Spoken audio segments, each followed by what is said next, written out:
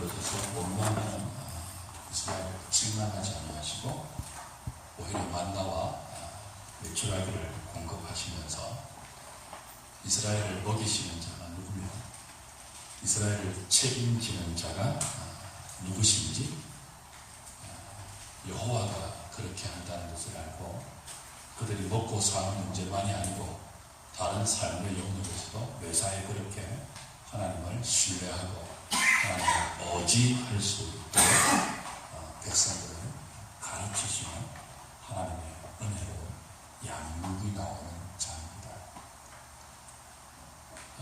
백성들이 원망했습니다. 마실 물이 없다고 원망했고 먹을 양식이 없다고 원망했는데 하나님 그것을 책망하지 않으셨어요. 출애굽기 15장과 16장에는 그걸 책망했다는 기록이 없어요. 오히려 마실 물이 없고 먹을 양식이 없어서 불평하고 원망했을 때 그들의 원망을 하나님이 누구신지를 가르치시는 교육의 기회로 삼으셨죠. 은혜를 베푸셨죠. 물론 이것은 일관된 패턴은 아닙니다. 나중에 민수기를 보면 백성들이 원망했을 때 하나님은 진노하신 것도 있습니다. 그렇죠? 불뱀을 보내어서 다 그냥 죽게 하시고 녹뱀을 바라볼 때만 살게 하시 진노를 나타내시는 장면도 있는데요. 그 차이가 뭔가 하면 지금 우리가 보는 마실 물이 없고 먹을 양식이 없어서 원망하는 것, 물론 나중에 민수기 가면 동일한 것으로 원망하기도 하지만 그 시점이 훨씬 뒤에요. 적어도 1년 뒤에. 지금은 막 애국을 나온 지 이제 3일째 하고 45일째 하네요. 그렇죠? 막 우리식으로 말하면 이제 막 예수 믿은 사람들이란 말이죠. 믿음의 걸음을 이제 막 아장아장 걷는 사람들이기 때문에 마실 물, 먹을 양식 때문에 염려하고 걱정하고 분노하고 원망하고 불평하는 것을 하나님이 책망하지 않으세요. 당연히 그럴 수 있다고 인정을 하시면서 오히려 그들의 불평과 원망하는 이 것들을 하나님이 누구신지를 배워가는 가르치시는 은혜의 기회로 삼으시죠. 그러나 그렇게 은혜를 많이 베푸시면서 그런 것들을 통해서 하나님이 먹이시고 하나님이 마시게 하시고 하나님이 책임진다는 사실을 경험시켜 주시면서 꽤 광야 생활을 지속했음에도 불구하고 동일한 문제로 계속 원망할 때는 이제는 어린아이 취급을 하지 아니하시고 하나님이 책망하시는 것들을 나중에 가면 보게 될 것입니다. 여하튼 지금은 책망하지 아니하시고 그들이 원망하는 문제를 가지고 오히려 어떤 기회로 삼으신다고요?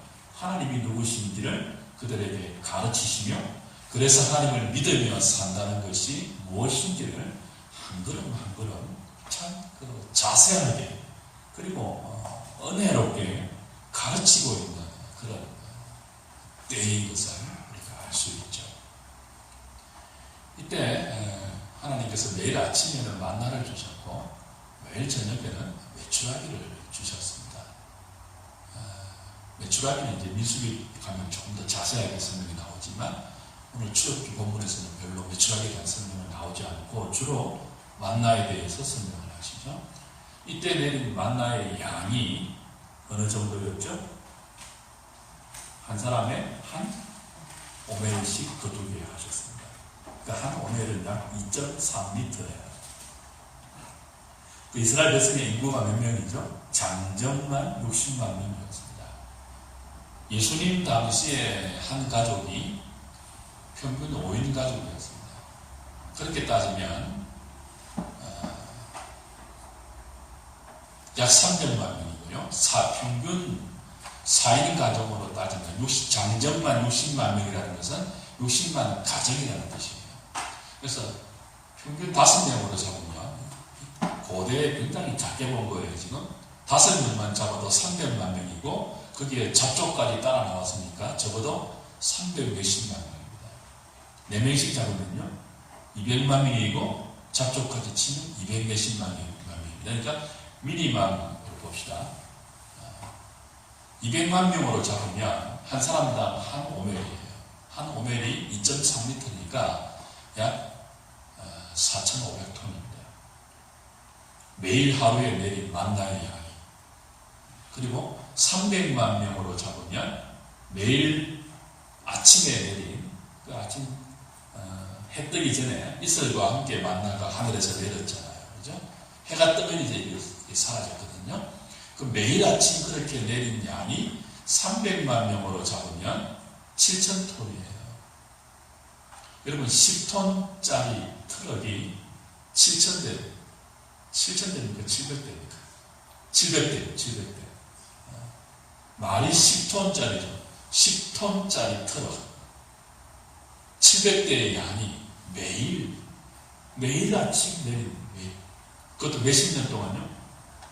40년 동안. 그죠? 이건 기적입니다. 기적. 그러니까 이스라엘에서는 매일 두 번의 기적을 경험하는 거죠. 아침에는요, 그 엄청난 양의 만나가 매일 하늘에서 공급되는 그 기적을 경험하고, 저녁에는 어디서 날라왔는지 메추라기가 날라와서 그냥 떨어져서 고기를 먹을 수 있도록 하시는 그 기적을, 그러니까 매일 아침 저녁으로 두 번 기적을 경험해요. 그 일주일에는요, 이제 안식일 전날이 되면요, 두 배로 내리고요, 안식일이 되면요, 안 내리는 기적. 그러니까 광야 이스라엘에서는 매일 적어도 두 번 이상의 기적을 경험하고 매주 또 놀라운 기적을 경험하면서 하나님이 누구신지를 배우는 거죠. 하나님이 어떤 분이라고요? 그들을 애굽에서 건져내시고 끝내는 분이 아니고 자기 백성을 먹이시고 입히시고 책임지시는 분임을 이 광야의 기적을 통해서 매일 경험시켜 주었죠. 매일 가르쳐 주셨죠. 친히 가르쳐 주셨죠.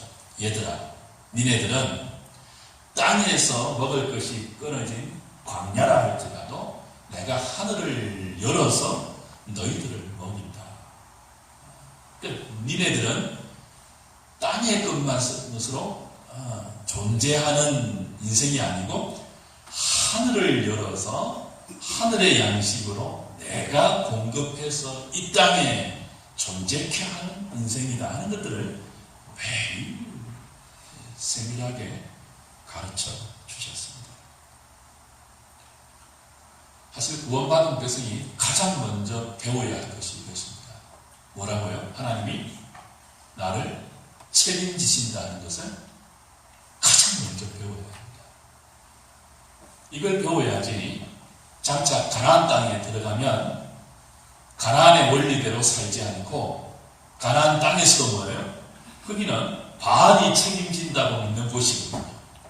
바알이 양식을 공급한다고 믿는 사람들이 모여있는 곳이 가나안이거든요. 근데 그곳에 이스라엘 백성이 어떤 사람으로 가는 거예요? 바알이 먹을 것을 책임지는 것이 아니고 뭐예요? 광야에서 매일 우리를 먹이셨던 하나님이 우리를 책임지신다는 믿음을 가지고 들어가서 가나안의 원리를 따라 살지 않고 말씀하시는 하나님의 말씀의 원리를 따라 살아야 한단 말이죠. 그래서 그들은 광야에서 가장 먼저 이걸 배워야 하는 거죠. 누가 나를 먹이십니까? 누가 내 인생을 책임지는가? 나라는 존재는 하나님이 애굽에서 불러낸 새로운 백성인데 이제 땅만 쳐다보고 사는 존재가 아니고 하늘을 열어서 나의 모든 것들을 공급하시는 하나님을 쳐다보고 하나님을 의지하고 하나님을 신뢰하면서 살아야 하는 존재이구나 하는 것들을 광야 40년 동안 매일 배우는 거예요. 매일. 뿐만 아니고 오늘 하나님은 이 광야의 만나 기적을 통해서 또 다른 몇 가지 중요한 믿음의 원리를 이 사실과 더불어서 함께 그들에게 가르쳐 주십니다. 세 가지 정도를 보려고 하는데요. 가장 먼저는 만나를 거둘 때 이스라엘 몇백만 명 아닙니까? 그렇죠? 그 300만 명 이상의 이스라엘 백성 모두가 균등하게 거두게 하신 것입니다. 한 사람 앞에 몇 오멜씩 거두었죠? 한 오멜씩 거두었습니다. 그 들에 나가서 이제 그들이 오멜을 거두잖아요. 그죠? 새벽에 거두잖아요. 어떤 사람은 많이 거두었다고 생각을 했습니다. 어떤 사람은 적게 거두었다고 생각을 했어요. 그런데 집에 가서 달아보니 전부 뭐예요? 전부 한 오멜씩이었습니다. 많이 거둔 자도 달아보니까 뭐예요? 한 오멜이고, 적게 거둔 자도 집에 가서 달아보니까 똑같은 한 오멜이었다고. 이것도 기적이죠. 그래서 16절, 17절, 18절 말씀이 그 말씀이에요. 여호와께서 이같이 명령하시기를 너희 각 사람은 먹을 만큼만 이것을 거둘지니 곧 너희 사람 수효대로 한 사람의 한 오멜씩 거두되 각 사람이 그의 장막에 있는 자들을 위하여 거둘지니라 하셨느니라. 이스라엘 자손이 그같이 하였더니 그 거둔 것이 많기도 하고 적기도 하나 오멜로 되어본 즉 많이 거둔 자도 남음이 없고 적게 거둔 자도 부족함이 없이 각 사람은 먹을 만큼만 거두었다. 이게 또 하나의 기적이죠. 많이 거둔 자도 집에 가서 대밥으로 달아보니까 한 오멜밖에 안 되는 거예요. 적게 거둔 자도 달아보니까요 넉넉히 먹을 한 오멜이 되었다는 거예요. 그래서 이건 만나에 달려있는 것이 아니고 뭐죠? 만나를 주신 하나님께 달려있다는 사실을 그들이 매일 경험하게 했죠. 그래서 이스라엘 백성은 누구든지 모세이든 아론이든 제사장이든 누구든지 그죠? 평등하게 먹을 수 있도록 하나님이 평등한 양식을 주셨다는 것을 우리가 배울 수 있죠. 그리고 그렇게 거둔 하루 한 오멜씩의 만나는요, 하루가 지나면 썩어지게 하셨습니다. 냄새가 나게 하셨습니다. 그러니까 많이 거두어서 내일을 위해서 비축하지 못하도록 하셨습니다. 만약 하나님의 매일 공급하시는 이 은혜를 믿지 못하고 내일 먹을 것까지 혹은 그 다음 것까지 욕심으로 혹은 의심으로 많이 거두어서 비축해 놓았다 할지라도 뭐죠? 하루만 지나면 벌레가 생기고 냄새가 나서 아무 소용이 없도록 하셨습니다. 그래서 하나님의 공급하심을 믿지 못하고 많이 쌓아두는 것이 얼마나 어리석은지를 몸소 경험하게 하셨습니다. 아직까지 이들이 믿음이 없어서 많은 사람들이 그랬던 것 같아요. 많은 사람들이 이걸 매일매일 거두지 않고 내일 먹을 것 미리 비축해 두었다가 다음날이 되니까 전혀 먹을 수 없는 것을 그들이 경험하고 이걸 쌓아두어봤자 아무 소용이 없구나, 헛된 일이구나 하는 것들을 몸소 경험하고 이제 쌓아두지 못하도록 하나님이 훈련시키는 거죠. 여기서 우리는 하나님 백성들은 처음부터 이것을 잘 배워야 하는 걸 다시 기억해야 합니다. 뭐죠? 쌓아두어도 필요가 없다는 사실을 잘 배워야 돼요. 하나님을 믿는 사람들은 가장 먼저 하나님이 책임진다는 것을 지금 배우고 있잖아요. 그걸 믿지 못해서 불평하고 원망했잖아요. 근데 하나님이 그걸 책망하지 않고 하나님이 책임진다는 사실을 만나의 기적을 통해서 몸소 지금 배우게 하시거든요. 몸소 경험시키거든요. 근데 몸소 경험시킬 때 또한 무엇을 배운다고요? 아무리 쌓아두어도 소용없다는 것들을 함께 가르치시죠. 그리스도인들은 쌓아두면서 사는 자들이 아닙니다. 물론 성도들도 저축할 수 있죠. 저축해야 합니다. 저도 목회 처음 할 때는 저금통장 만들지 않았습니다. 지금은 만듭니다. 근데 왜 만듭니까? 쌓아두기 위해서가 아니에요. 축적을 위해서가 아니에요. 하나님의 것을 좋은 타이밍에 가장 적절하게 사용하기 위해서 저축하시는 거죠. 근데 이걸 축적의 용도로 저축한다면요, 나중에 어떤 결과를 초래한다고요? 아무 쓸모가 없는 결과. 마치 무엇처럼요? 하나님의 공급하심을 믿지 못하고, 매일 공급하심을 믿지 못하고, 하나님이 내 인생을 책임진다는 것을 믿지 못하고, 마치 저금 통장의 잔고가 내 인생을 보장한다고 믿으면 그건 뭐죠? 만나를 내일 양식까지 비축해 두었을 때 하루가 지나면 냄새가 나고 벌레가 생겨서 무용지물이 되는 것과 똑같은 결과를 우리 인생에서 초래하는 것을 우리는 기억해야 합니다.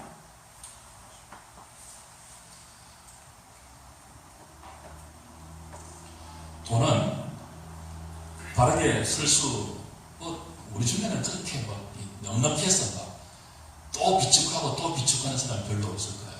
그럼에도 불구하고 돈은요, 바르게 쓸 수 있는 곳이 생겼을 때는 적시 사용해야 합니다. 적시 사용하기 위해서 간혹 여유가 생겼을 때 사용할 용처가 보이지 않으면 저축하는 거예요.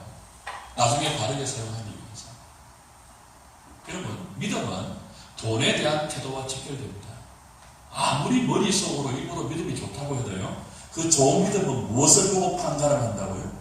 돈을 어떻게 사용하는지 보고 판가름해요. 그래서 웨슬레가 유명한 말을 했죠. 참된 회개는 무엇이 회개할 때라고요? 지갑이 회개할 때예요. 돈에 관한 말을 하면서 굉장히 거북스러워 하시는데 우리 솔직해야 합니다. 돈에 대한 태도를 가지고 하나님에 대한 우리의 믿음을 태도를 한번 점검해야 돼요. 자크 엘룰이라는 유명한 신학자가 이런 책을 지었죠. 하나님이냐 돈이냐. 돈이 하나님처럼 인생을 부리는 시대이기 때문에 이건 더더욱 우리에게 굉장히 중요한 태도이고, 그래서 하나님은 구원받은 이스라엘 백성을 처음부터 쌓아두면 아무 소용없다는 사실을 배우게 하셨죠. 돈을 쌓아두지 않는 훈련 중에 가장 좋은 훈련이 헌금입니다. 헌금의 원리는 평균케 하는 원리입니다. 이스라엘 백성이 만나를 거둘 때 한 오멜씩 균등하게 거두었지 않습니까? 이게 하나님의 원리란 말이에요. 하나님께서 신앙 고백 위에 세운 교회를 성도들의 신앙 고백인 헌금을 통해서 유지하십니다. 그리고 그 헌금은 대부분 성도를 평균케 하는 용도로 사용됩니다. 다른 직업을 가지지 않는 그 목회자들의 생활비나 우리 가운데 가난한 자들을 구제하고 도와서 평균케 하는 원리이죠. 생활보호 대상자들은 나라에서 그 사람의 삶을 어느 정도 기초 보상해 주지만 나머지 부분은 교회 지체들이 우리가 내는 헌금을 통해서 우리보다 못한 자들의 지체들의 삶을 평균케 하는 것이 헌금입니다. 그걸 하지 않고 쌓아두는 것은 죄라고 하나님 말씀하죠. 우리 가운데 지체들이 내가 누리는, 그러니까 성도들의 삶의 평균 정도의 원리가 굉장히 중요해요. 목회자도 평균 정도로 살아야 되고 그 이상 살면 죄가 됩니다. 성도들도 평균의 원리로 목회자를 이렇게 돌볼 수 있는 마음을 가져야 되고, 목회자만 그런 게 아니에요. 우리 가운데 기업이 없는 고아, 가난한 자, 과부들, 이런 모든 지체들을 그런 관점으로 살펴서 국가가 구제하는 부족한 원리, 우리가 1인당 최저 생계비 이런 거 나라에 책정해 놓았잖아요. 그죠? 그래서 국가가 그 정도로 보상해주지 못하면 교회에서 이제 그걸 구제하고 보충하는 것이 되어야죠. 그걸 하려면 모든 성도들이 한 사람의 여유도 없이 기쁘고 그리고 자원하는 마음으로 이 균등케 하는, 평균케 하는 이 헌금의 정신을 잘 실천해야 하는 것입니다. 우린 그 헌금을 통해서 지체를 균등케 하는 훈련을 하고, 그것을 통해서 공동체 전체가 매일, 매 순간 함께 하나님을 의지하는 훈련을 해야 됩니다. 여러분, 헌금을 하면 현실적으로는요, 헌금을 하는 것만큼 쪼달립니다. 해보시면 알죠? 11조를 하는 것만큼요, 허리띠를 쫄라매야 돼요, 우리가. 모든 성도가 자원하는 마음으로 헌금에 동참해서 모두가 어떤 훈련을 해야 되죠? 하나님을 매일 의지하는 훈련을 하면서 균등케 하는 원리를 실천해 나가야 세상 나라와 다른 하나님 나라가 교회 안에서 물질로 구현되는 것입니다. 물질. 그 물질로 구현되지 않는 하나님 나라는요, 가짜예요. 사도가 뭐라고 했습니까? 우리가 말과 혀로만 사랑치 말고 뭐라고 했죠? 순전함과 진실함으로 하자라고 하고, 그 다음에 곧바로 사도는 돈 이야기를 합니다. 말과 그릇만 사랑하지 말고 너희들의 돈을 내어서 지체를 사랑하라고 그렇게 권면했죠. 그게 이제 헌금이에요. 평등케 하는 원리, 평등케 하는 원리. 만나 사건을 통해 주신 두 번째 믿음의 원리는 안식일을 통해서 배우는 원리입니다. 하나님은 만나의 기적을 하나님을 배우는 기회로 주셨죠. 40년 동안. 하나님이 그들의 삶을 책임진다는 것을 몸소 경험시켜준 훈련이었는데요. 이 만나의 기적을 그냥 주지 않고 안식일과 연결시켜서 주셨죠. 그래서 오늘 본문에는요. 만나의 주제가 하나 등장하고 안식일의 주제가 함께 등장해서 이 둘을 하나로 엮어서 하나님 백성들이 여호와를 믿는다는 것이 무엇인지를 잘 가르치고 있습니다. 자, 만나 사건의 영적 교훈이 뭐죠? 내 삶은 하나님이 책임진다는 거죠. 먹고 마시는 것만이 아니고 내 모든 삶을 하나님이 직접 책임진다는 영적 교훈이에요. 그걸 믿고 안 믿고를 어디에 결부시킨다고 하나님은요? 안식일에 결부시킨다. 안식일에. 그래서 이제 만나 사건 뒤에 그리고 만나 사건을 안식일로 완성시켜서 이 훈련을 40년 동안 시키고 있는 거죠. 하나님이 내 인생을 책임진다. 나의 먹고 마시는 것, 입고 살아가는 내 존재 자체를 책임진다. 이걸 안식일을 주시면서 시험하십니다. 이게 이제 28절 말씀이에요. 그걸 믿지 못하고 안식일도 거두러 나는 자가 있었잖아요. 그죠? 그래서 이제 하나님이 그때는 화를 내시죠. 28절에 보시니까 27절에 일곱째 날에 백성 중 어떤 사람이 거두러 나갔다가 얻지 못했습니다. 그러니까 28절에 여호와께서 모세에게 이르시되 어느 때까지 너희가 뭐라고요? 내 계명과 내 율법을 지키지 아니하려느냐. 그 계명과 율법 아직 십계명이 있기 전이에요. 아직 안식일 계명이 있기 전이에요. 주어지기 전이에요. 그런데 만나 사건을 통해서 안식일은 거두지 말라. 안식일 전날 2배를 거두어라. 썩지 않게 내가 하겠다. 분명한 말씀을 주신 이것이 그들이 여호와를 신뢰하는지 신뢰하지 않는지를 달아보는 율법과 계명으로 시험의 용도로 주셨다. 그러니까 우리의 믿음은요, 여호와를 향한 우리의 믿음, 하나님이 내 인생을 책임진다, 나의 모든 것을 책임진다는 믿음은 안식일을 대하는 태도와 직결되어 있다는 거예요. 앞에는 돈과 직결시켰고, 두 번째는요, 안식일과 직결시켰고, 또 이 둘은 일맥상통하는 영적 원리를 가지고 있죠.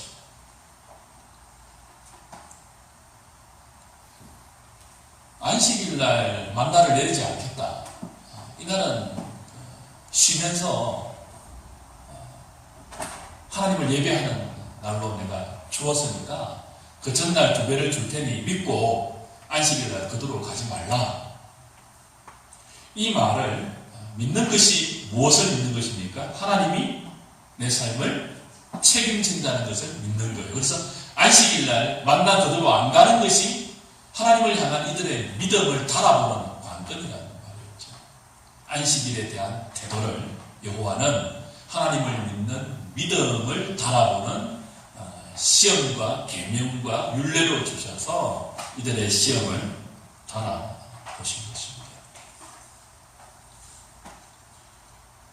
이건 요즘 우리의 삶에 적용시키면 우리의 먹고 사는 문제, 직업이나 일이나 생계수단, 그 모든 것들을 주의를 지키는 태도와 연결시켜서 그 원리상 동일하게 적용할 수 있죠.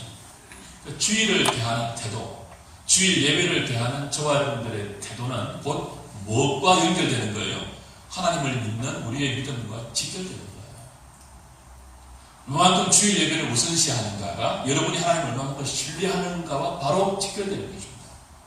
주일날 무슨 돈 되는 일이 생겼을 때 예배를 포기한다든지, 주일날 무슨 돈에 손해가 되는 일이 생겼을 때 예배를 포기한다면 하나님을 향한 그 사람의 믿음은 무엇이 더 소중한 거예요? 그쪽이죠. 그대로 달아보신다는 거예요. 그래서 하나님은 만나의 기적 사건과 안식일을 연결시켜서 하나님을 향한 그들의 믿음을 안식일을 대하는 태도로 돌아보신 것입니다. 이걸 안다면 우리 훨씬 더 주일 예배를 소중히 생각해야 됩니다. 훨씬 더 진지하게 주일 예배에 임해야 됩니다. 하나님 백성들은 주일날 하나님을 예배하면서 하나님이 우리의 인생을 책임지신다는 것들을 고백해야 해요. 그리고 세상을 향하여 선포해야 해요. 만나 사건을 통해서 가르치는 믿음의 세 번째 원리는 하나님의 의외성입니다. 그리고 하나님의 신실함입니다. 여러분, 광야에서 양식이 떨어졌을 때, 애굽에서 갖고 나온 양식이 떨어졌을 때 하나님이 그들에게 공급해 주신 양식은요, 이스라엘이 한 번도 경험해보지 못한 것이었습니다. 그리고 그 어떤 인간의 머리에서도 생각해낼 수 없는 아이디어였습니다.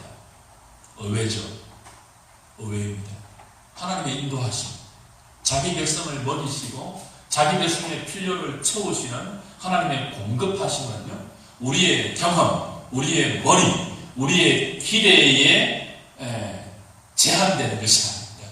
오히려 우리의 기대를 훨씬 벗어나고 우리가 전혀 상상하거나 기대하지 못했던 의외적인 것이 많다는 거죠. 이건 요즘도 동일합니다. 하나님은 자기 백성을 인도하십니다.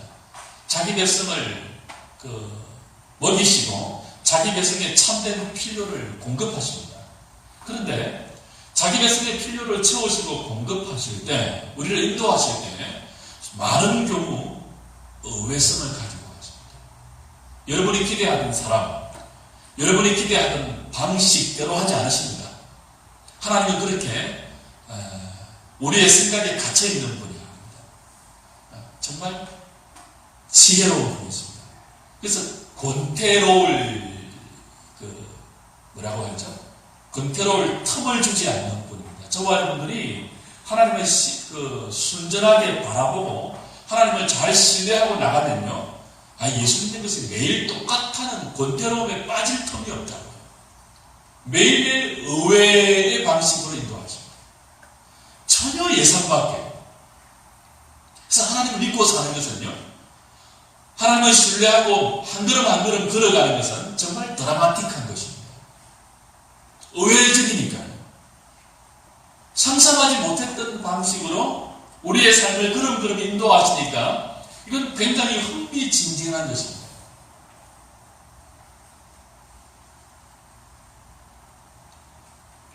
동시에 하나님의 인도하심은 만나를 통해서 자기 백성의 필요를 채우시는 하나님의 공급하심은 우리에게 무엇을 배우게 하는가 하면 하나님의 신실하심이죠.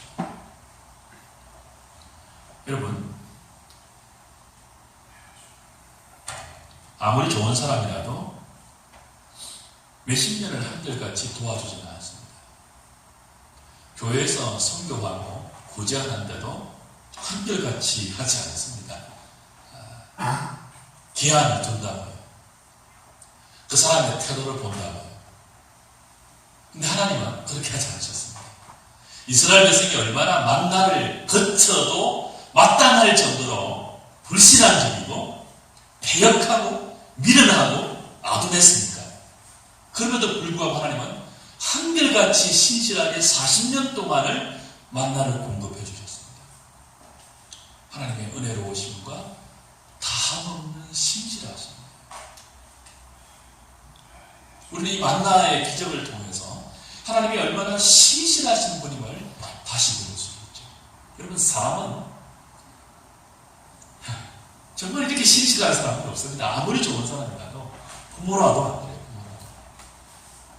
근데 하나님은 신실하세요. 정말 말로 표현할 수 없을 정도로 신실하죠. 인간의 힘은요, 40년 동안 도와주고 싶은 마음은 있어도 도와줄 힘이 없어서 못 도와주는 경우가 허다합니다. 올해는 괜찮았는데 내년에는 우리도 형편이 안 좋아서 못 도와줄 수 있잖아요. 근데 하나님은요, 40년 동안 한결같이 만나를, 그것도 몇백만 명의 수많은 백성들에게 한결같이 내려주셨거든요. 신실하신 분 아니고 무한하시고 능력이 한이 없는 분이에요. 우리의 힘은 유한하잖아요. 하나님의 자기 백성을 먹이시고 공급하시고 채우시는 하나님의 능력은요 무한하십니다. 그 무한하신 능력으로 이스라엘의 개혁함에도 불구하고 신실하게 그들의 먹고 살아갈 양식을 공급하셨다는 거죠. 저와 여러분들이 믿고 신뢰하고 따라간 하나님은 어떤 분이라고요? 이렇게 신실하신 분입니다. 의외성을 가졌지만 그 모든 것들을 신실하게 우리를 위해서 동원하시는 놀라운 분이시죠. 믿고 따라가기에 조금도 부족함이 없는 하나님을 신뢰할 수 있기를 바랍니다. 그렇게 신실하신 분이 왜 오늘 나의 필요를 채우지 않느냐고 불평하지는 마십시오. 몇 번 말씀드렸죠. 그렇게 신실하신 하나님이 그렇게 의외적인 방식으로 우리의 필요를 채우시는 하나님이 왜 오늘 나의 필요를 채우지 않는다고요? 아시기 때문에 그래요.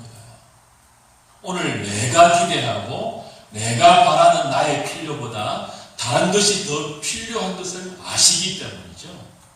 그것이 무엇일까요? 오늘 저와 여러분들이 기대하는 나의 필요보다 하나님이 우리에게 정말 이것이 너희들에게 더 필요해라고 생각하시는 것이 뭘까요? 하나님의 말씀을 대하는 우리의 태도입니다. 오늘 저와 여러분들이 생각하는 훨씬 중요한 내 필요보다 하나님 보시기에 더 중요한 것이 뭐라고요? 하나님의 말씀을 대하는 우리의 태도입니다. 우리의 태도. 그걸 하나님께서 우리에게 가르치기 위해서 때로 내가 그렇게 필요한 나의 필요를 당장 공급하지 않는 신실하신 하나님이십니다. 그래서 그 나의 당장 필요한 내가 생각하는 나의 필요가 채워지지 않는 기간 동안 이 필요를 채우시는 하나님에 대한 믿음을 키우게 하시고 그 하나님의 말씀을 내 지금 시급한 나의 필요보다 더 의지할 수 있는 그 마음을 만들어 가시는 거죠. 말씀되실까요? 마지막 오늘 본문이 우리에게 가르치는 교훈은 기억의 원리입니다. 31절부터 36절까지는 안식일과 만나의 사건을 연결시켜서 그들에게 주시면서 이렇게 명령하시죠. 너희는 이같이 만나 한 오멜을 항아리에 채워서 여호와 앞에 두어서 대대로 간수하라. 그러니까 만나 한 오멜을 항아리에 채워서 2.3리터를 항아리에 채워서 여호와 앞에 대대로 간수하여서 너희 후손들에게 보여라. 그랬습니다. 여러분 왜 만나를 한 오멜 항아리에 채워서 여호와 앞에 두면서 그걸 후손에게 보이라고 했습니까? 이건 기억하게 하기 위함입니다. 이것이 만나야라고 그냥 보여주기 위한 것이 아니고 하나님께서 이것을 통해서 너희 조상들을 먹였다. 그래서 후손들도 보고 뭐하기 위해서죠? 기억하게 하기 위해서입니다. 교육론이죠. 너네들도 하나님이 책임진다 하는 것들을 조상들을 먹였던 만나를 직접 보여줌으로 그들로 하여금 배우게 했고 또 그들로 하여금 기억하게 하고 있습니다. 우리가 어디서 무엇을 하고 살든지 말씀의 원리대로 살면 하나님이 책임지는구나 하는 것들을 만나를 보면서 기억하게 했죠. 그리고 이것을 하나님은 창고에 보관하도록 하지 않고요. 여호와 앞에 두도록 하셨습니다. 여호와 앞에. 33절에 모세가 아론에게 이르되 항아리를 가져다가 그 속에 만나 한 오멜을 담아 어디에 두어라고요? 여호와 앞에 두어 너희 대대로 간수하라. 34절에는요. 아론이 여호와께서 모세에게 명령하신 대로 그것을 전급판 앞에 두어 간수하게 하였고, 그렇죠? 이게 이제 나중에 은약궤 안에 들어가게 되죠. 은약궤 안에 상난 지팡이와 만나 한 오멜과 그리고 두 계명, 돌판에 두 계명을 넣어서 여호와 앞에 두 개 만들었죠. 여호와 앞에 지성소 앞에 두 개 만들었죠. 결국 이것은 하나님 앞에 나갈 때마다 하나님을 예배하러 여호와 앞에 나갈 때마다 이것을 보면서 기억하게 하신 거예요. 우리가 하나님을 예배할 때마다 여러분 기억해야 됩니다. 예배는 기억하면서 하나님께 나가야 돼요. 뭘 기억하는 거죠? 하나님 우리를 어떻게 구원하셨고, 하나님 우리를 어떻게 인도하셨고, 어떻게 하나님의 법을 주셨고, 하나님이 어떻게 그 백성을 책임지는지를 늘 기억하면서 나가야 해요. 왜냐하면 우리는 잊어버리기 있다는 겁니다. 그래서 예배 때마다 우리는 그걸 기억해야 돼요. 다시 상기시키면서 예배 드리면서 우리는 하나님이 우리를 책임진다는 사실을 다시 한번 고백할 건 아니고 기억하면서, 그래 맞지, 내가 내 인생을 책임질 필요가 없지, 나는 하나님의 책임지심을 믿고 하나님이 보내신 그 부르심의 소망 따라 믿음으로 살아가야지 하는 것들을 기억해야 됩니다. 예배를 통해서 그걸 기억하지 않으면요, 예배 드리기 전이나 예배 드리고 난 후나 아무 변화가 없을 거잖아요. 예배 드리고 나면 그걸 기억하고 삶의 현장에 나가서 여호와를 믿는 믿음을, 하나님이 내 삶을 책임진다는 믿음을 내 삶의 현장에서 기억하면서 살아내어야 하는 거죠. 오늘 만나와 안식일을 연결시켜서 하나님을 배우는 교육의 기회로 주시고, 하나님이 어떤 분인지, 어떻게 우리의 삶을 책임지시는지, 그리고 그 하나님의 책임지심을 믿는다면 우리가 주일을 어떻게 예배하면서 지내야 하는지, 지체 간에 평균케 하는 원리를 우리의 재물 생활을 통해서 어떻게 구현해내야 하는지, 어떻게 쌓아두지 아니하고 하나님 맡기신 모든 것들을 유용하게 정말 잘 쓰고 갈 수 있는지를 기억하는 저와요. 그래서 이 땅에 세상 나라가 아닌 하나님 나라의 백성으로서 정말 멋있게 살다가, 믿음으로 살다가 하나님께 가는 저와 여러분 다 될 수 있기를 주님의 이름으로 부탁드립니다.